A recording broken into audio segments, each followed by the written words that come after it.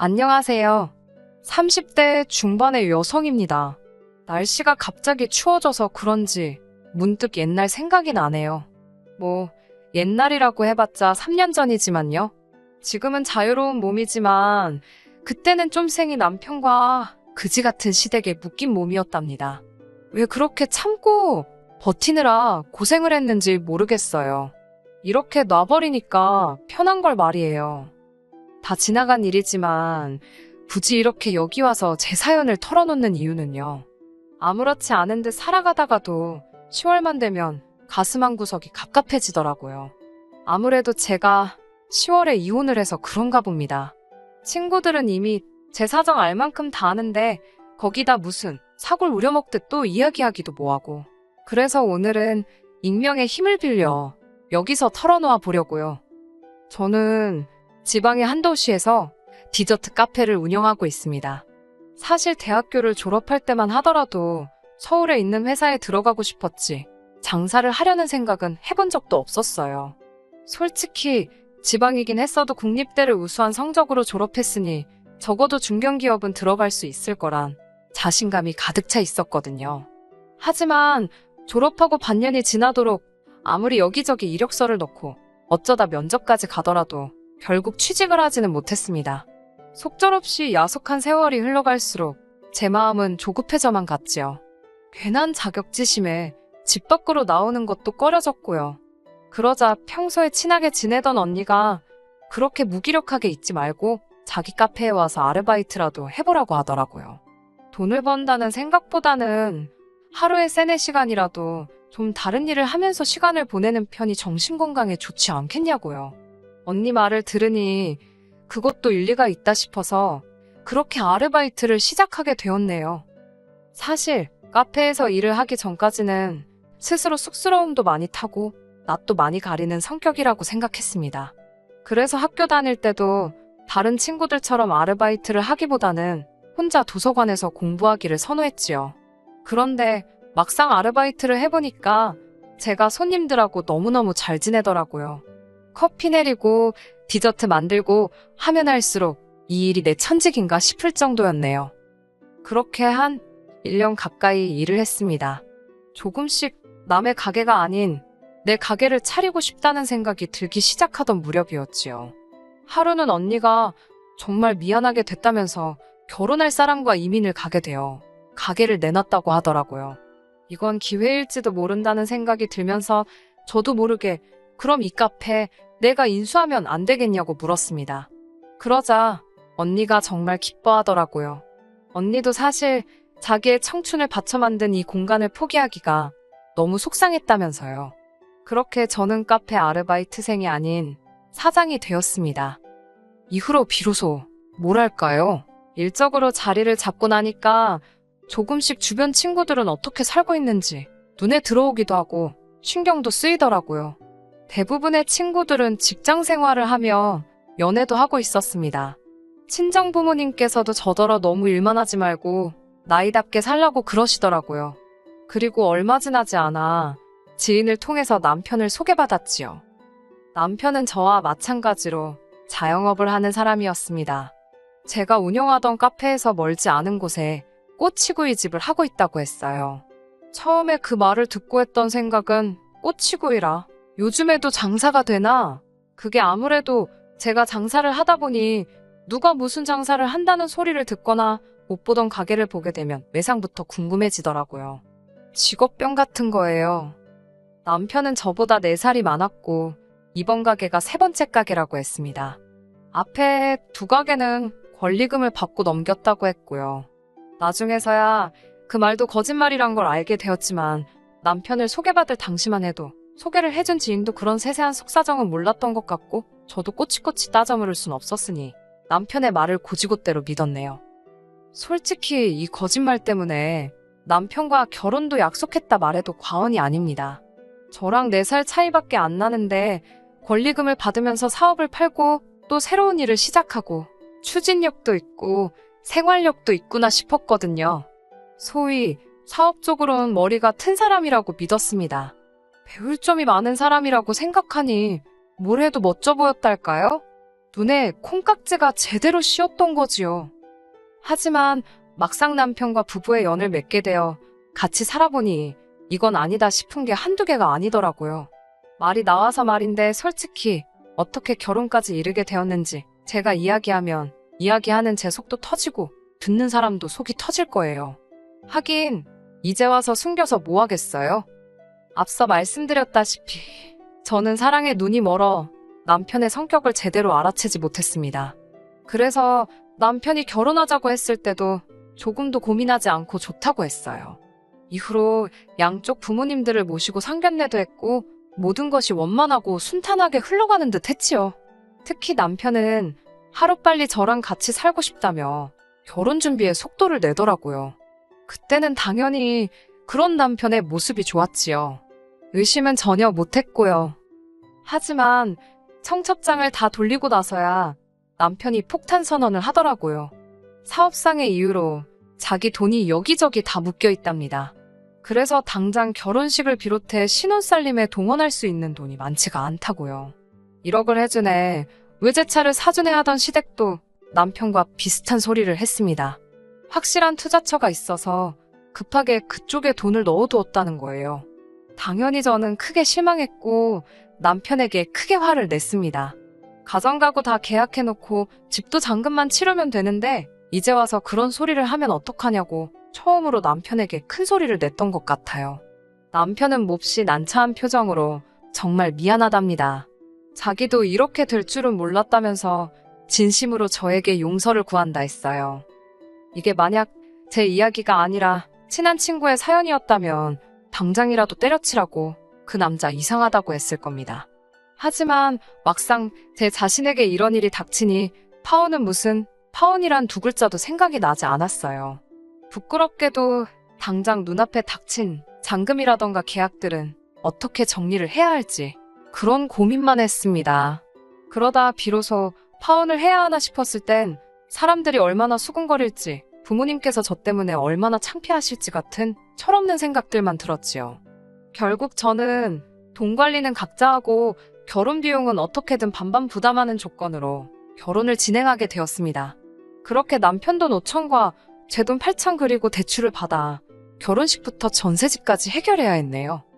그래도 그때까지는 남편이 계속해서 미안해하는 모습을 보였기 때문에 저도 속이 상했던 거지 남편이 믿거나 원망스럽지는 않았습니다.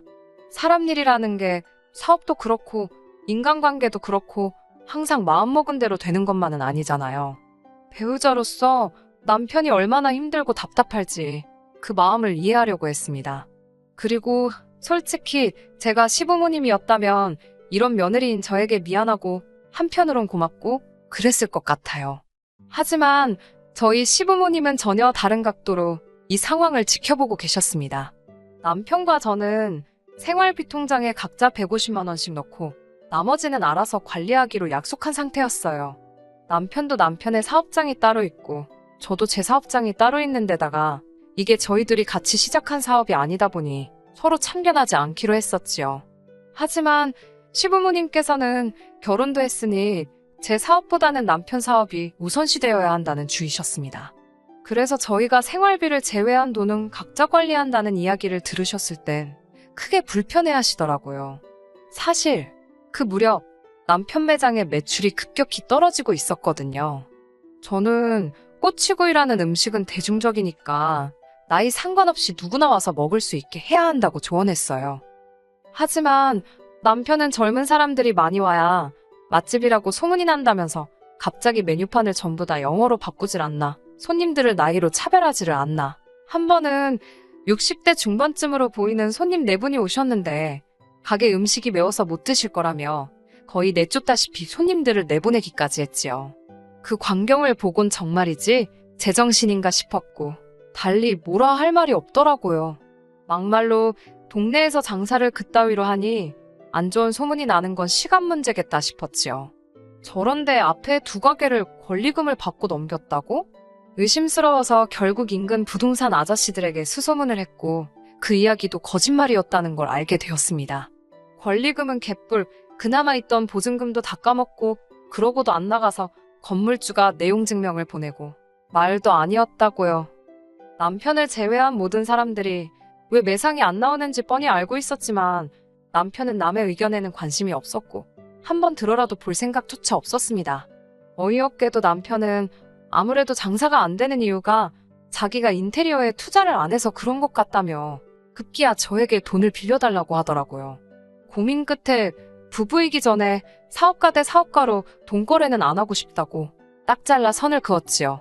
그러자 남편은 어떻게 부부 사이가 먼저지 남편이 죽게 생겼는데 넌 팔자 좋게 사업가 타령이나 하고 있는 거냐며 서운하다며 난리를 치더라고요. 그런 남편의 어거지에 저도 그때는 신물이 나서 사업하는데 필요한 돈을 빌려달라니까 당연히 사업가로서 대답을 한 건데 뭐가 문제냐고 저도 지지 않고 받아쳤네요. 이후로 며칠 동안 남편과 저는 계속해서 기싸움을 했습니다. 남편은 제가 냉정하고 매정하다며 너무 무섭다는 소리를 해댔고 저는 저대로 이렇게 무책임하고 무능력한 사람인지 몰랐다고 화를 냈거든요. 심지어 반복되는 싸움에 지쳐버린 저희는 급기야 한 집안 안에서 서로를 모른 채 하기도 했어요. 왜 이런 스트레스를 받아야 하고 이런 마음고생까지 해야 하는 건지 도무지 납득할 수가 없었네요. 그래도 이쯤에서 끝났다면 저희가 이렇게 이혼까지 하는 일은 없었을 겁니다. 부부 사이의 일이니까 부부싸움은 칼로 물베기라는 말도 있잖아요. 그런데 그런 와중에 어머님께서 연락을 해오셨어요. 저에게 너무너무 실망을 하셨다면서 말이지요. 무슨 말씀이신가 들어보니 남편 가게가 잘 되면 결국 그러면 그 돈 누가 쓰겠냐고 다 제가 쓸 거 아니냐입니다. 그런 미래를 위해 투자 좀 한다 생각하고 남편에게 돈 좀 빌려주지. 그걸 그렇게 인색하게 구냐며 절 꾸짖으시더라고요. 결국 참다 못한 제가 남편이 한 거짓말에 대해서 이야기를 꺼냈어요. 남편이 전에도 두 가게를 말아먹었고 이번에도 가게 운영하는 걸 보니 영 심상치 않다고요. 냉정하게 말해서 제가 돈을 빌려준 뒤 망하기라도 하면 남편한테 그걸 받아낼 수 있는 것도 아니고 결국 제 살 깎아먹기나 마찬가지라서 보태줄 수가 없다고요. 제발 이해해달라고 그리고 말이 나온 김에 어머님께서 남편 좀 설득해달라고 부탁을 드렸지요. 하지만 어머님께선 제 이야기를 들으시더니 정말 불같이 화를 내셨습니다. 니까짓게 사업에 대해서 알면 뭘 얼마나 안다고 남편이 하는 일을 가지고 이러쿵저러쿵 말이 많냐고요. 그까짓 돈 몇 푼 있다고 유세 떠는 거냐며 제 꼴 보기 싫어서라도 당신이 어떻게든 도와주실 거랍니다. 저는 그렇게 하시라고 어머님 재산 어머님 마음대로 하시는 거지 저는 아무 관심도 없다고 대꾸했네요.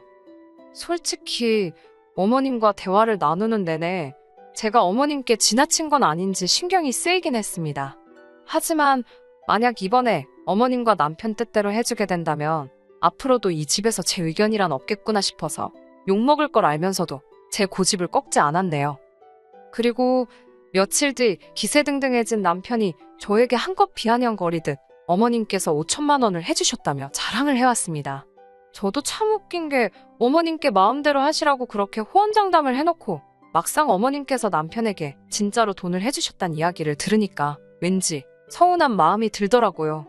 결혼식 때도 아들 빈손으로 장가 보내시고 저희가 전세 계약하면서 고군분투할 때도 모른 척 하셔놓고 그래도 결국엔 잘 됐다 싶었습니다.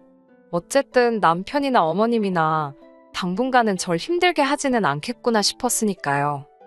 남편은 4천만 원에 가까운 돈을 들여 가게를 리모델링 했습니다. 솔직히 제가 보기에는 주인인 남편의 마인드가 문제라 장사가 안 되는 건데 가게에만 저렇게 돈을 처발라서 뭐하나? 아니나 다를까 들인 돈에 비해서 오는 반응은 미비했습니다. 하지만 조언을 해주고 싶어도 남편이 영 들을 생각이 없었으니 저도 뭐라 말도 하기 싫더라고요. 어쨌든 남편 사업인데 제가 감나라 배나라 할 형편도 못 되었고요. 그런 와중에 제 카페에도 일이 생겼습니다. 저희 카페 바로 옆에는 오픈한 지 얼마 안 된 미용실이 있었는데요. 그 미용실에서 화재 사고가 일어난 거지요.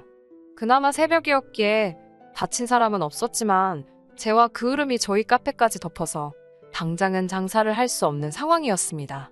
미용실 주인이 너무 속상해하니까 저는 앓는 소리도 낼 수 없었어요. 하지만 제 속도 말이 아니게 쓰렸지요.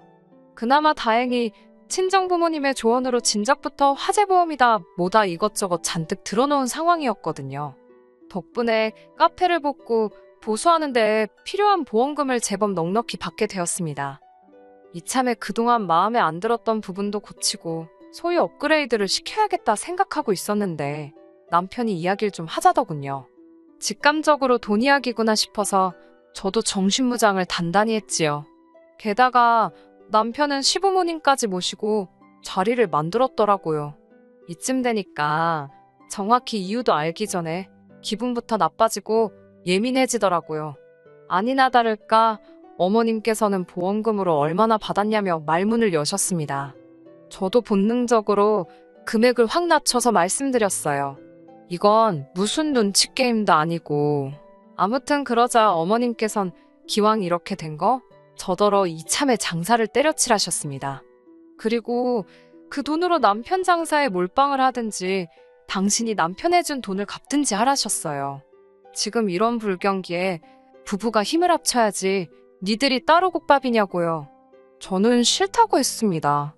제 카페가 남편 꼬치구이 집보다 훨씬 장사도 잘 되는데 접어도 남편이 접는 게 맞다고요. 그러자 어머님께선 그럼 제 카페는 고치지 말고 그냥 장사하랍니다. 사람들이 카페에 커피 마시러 오지 벽지 보러 오냐면서요. 그리고 보험금은 당신 달라고 하시더군요. 저는 무조건 싫다고 했어요. 막말로 제가 이만큼 될 때까지 1,000원 한 장 안 보태주신 분이 왜 제 돈을 탐내냐고 결국엔 어머님께 큰 소리를 내고 말았지요. 그러자 남편이 저더러 말이 심하다면서 솔직히 생각이 있으면 그 보험금으로 저도 대출을 갚던가 뭔가 쓸모있는 걸 해야 하지 않냐입니다. 그러면서 저한테 이렇게 생각 없는 여잔 줄 몰랐다대요. 그 말을 듣는데 진짜 어이가 없어서 전세대출은 오빠랑 나랑 같이 사는 집 구하느라 받은 건데 왜 내 보험금으로 그걸 갚으라는 거냐고. 진짜 웃긴다고. 대출은 지금처럼 오빠랑 나랑 반반씩 갚아나가면 되는 거지. 왜 나한테 덤티기를 씌우려 하냐고. 아주 정색을 했지요. 그러자 남편이 이제 보니 저더러 진짜 독하다면서 사귈 때는 이런 성격을 어떻게 숨긴 거냐고 사기 결혼이란 소리를 입에 담더라고요. 누가 지금 누구 앞에서 사기를 운운하는 건지. 그 전에도 남편의 한심한 행동들 때문에 한 번씩 확 이혼해버려. 그런 생각을 하긴 했었는데 사기 결혼 소리를 들으니까 그동안 남편이 절 속였던 것들이 주마등처럼 스치면서 진짜 이혼하는 게 나을지도 모르겠다 싶더라고요. 그런데 그때 저보다 먼저 어머님께서 그따위로 할 거면 이혼하라는 말씀을 하셨습니다. 듣자 하니 제 말하는 게 거슬려서 못 봐주시겠다면서 그따위로 할 거면 헤어지라대요? 헤어지잔 소리를 해도 내가 해야 하는 판인데 시어머니가 나서서 그런 소리를 하니 듣기 좋을 리가 없었지요. 저도 홧김에 네 할게요. 어머님이 하라는데 이번 한 번은 어머님 말씀대로 해드릴게요 라고 소리를 질렀습니다. 그리고는 남편에게 잘 들었지? 당신 어머니가 하라고 한 거야. 내 탓하지 마. 소리를 지르곤 집에서 나와버렸네요. 이후로는 뭐 말 안 해도 아시겠지요. 이혼하겠다고 마음을 먹고 나니까 뭐 척척 진행이 되더라고요. 어차피 카페는 보수공사 때문에 문을 열지도 못했으니까 그참에 변호사도 몇 명 만나서 상담도 받고 그랬네요. 뭐 이후로는 솔직히 시간이 걸려서 그랬지 어려운 건 하나도 없더라고요. 그렇게 가을과 겨울 그 사이에 이혼을 하게 되었습니다. 큰 숙제를 끝낸 듯 홀가분했고 그 무렵 카페도 재오픈을 하게 되면서 여러 가지로 마음이 바빴습니다. 그리고 원치 않았어도 지인들을 통해 남편의 소식을 듣게 되었는데 어휴, 기어이 일을 냈더라고요. 그렇게 손님을 차별하며 가려가며 받는 헛짓거리를 하더니 동네 엄마 중 누가 지역신문에 제보를 했답니다. 자기 친정 아버지가 개무시를 당하고 돌아왔다면서요. 사람들은 금방 제보 속 가게가 남편 가게라는 걸 알게 되었고 망했지요, 뭐. 솔직히 속으로 너무 꼬숩더라고요. 진작에 제 말을 들었으면 그렇게 망하진 않았을 텐데. 저는요, 이혼 후로는 날개 달린 듯 펄을 날아다니는 기분이에요. 처음 카페를 인수했을 때가 엊그제 같은데 며칠 전엔 3호점까지 냈거든요. 당분간은 연애고 뭐고 쓸데없는 생각은 접어두고 사업에만 올인할 겁니다.